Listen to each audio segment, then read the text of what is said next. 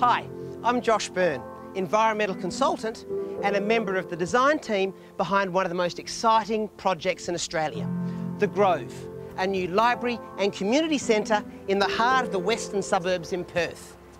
From the outset of this project, the Shire of Peppermint Grove and towns of Cottesloe and Mosman Park wanted to be sustainability pioneers both locally and on an international scale. And you know what? They've done it. In addition to the state-of-the-art library, community centre and Shire of Peppermint Grove's administration offices, this is a building that generates its own power, collects its own water and recycles its wastewater. It showcases what's possible by bringing together cutting-edge environmental design and bold architecture to create a place of learning, innovation and beauty. Let me show you what makes it so special. Heating and cooling is the major energy user in most commercial and public buildings, as well as in our homes. To reduce the need for air conditioning, this building is based on the key principles of climate-sensible design, with large north-facing windows shielded from the summer sun, solid east and western facades, as well as high-performance insulation. And the windows are further protected from heat entry or heat loss through double glazing and carefully selected window treatments. Understandably, some heating and cooling is required to keep a large public building like this comfortable. To reduce the workload on the system in winter, the hot air that rises to the ceiling is used to pre-warm, cool incoming air. In summer, we want to cool the incoming air, and to do that, we need to go down below. This is called a thermal maze. It's an old concept that's been put into practice in desert communities for thousands of years to help make buildings more livable. The way it works is during the night, cold air from outside is drawn through this tunnel, charging the rocks with cold energy. Then during the day, the temperature rises and that warm air moves past these rocks and cools down before entering the air conditioning intake, which means lower bills and less CO2 into the atmosphere. When it comes to power, a 20 kilowatt grid-connected photovoltaic system supplies the building's energy needs.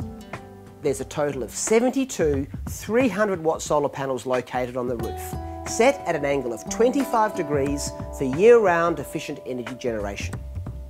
And right alongside, an evacuated tube solar hot water system for supplying water to the showers and kitchen. Generating clean, renewable energy is clearly important, but so is using it efficiently. In fact, that's the simplest way to reduce our carbon emissions. This building has been carefully designed for maximum natural lighting through the inclusion of strategically located light tubes and clear-story windows. Sensors control the amount of additional top-up light required, which is provided by highly efficient fluorescent tubes and LEDs. In occasional use areas, like the bathrooms, the lights switch on with sensors when people are in here and then off when they're not. And the hand basins are also sensor activated and they have ultra low flow fixtures, which is really important because they're running off rainwater like the rest of the building.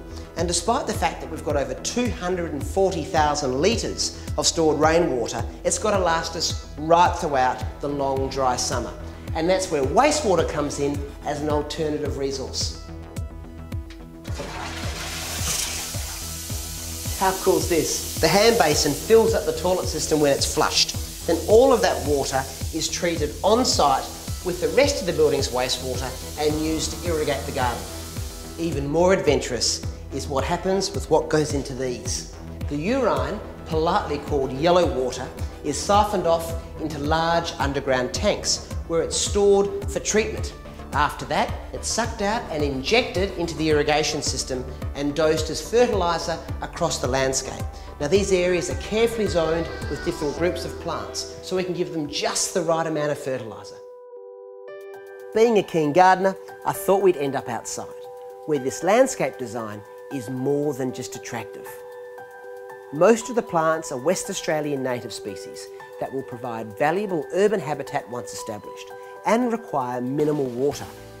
There's also areas set aside for play and stimulation, or just relaxing and reading a book. But this landscape, like the rest of the project, is also functional. The site's in a low point, surrounded by a 20-hectare urban catchment. So when it rains, the storm water, as well as the pollutants that it carries, ends up here. But thankfully the wetland, with the help of sedge beds, acts like a natural biofilter, taking out those pollutants, so the clean water can then infiltrate into the groundwater below. Now, the water level will rise and fall, just like it does in naturally occurring wetlands here on the Swan Coastal Plain. Well, there's just a taste of some of the innovations behind this wonderful project. Come down and see it for yourself, and have a think about how you can apply some of the ideas to your own home and lifestyle. And to help you along, we've even created a series of fact sheets, which you can download from www.thegroveprecinct.com. Go on, make a difference.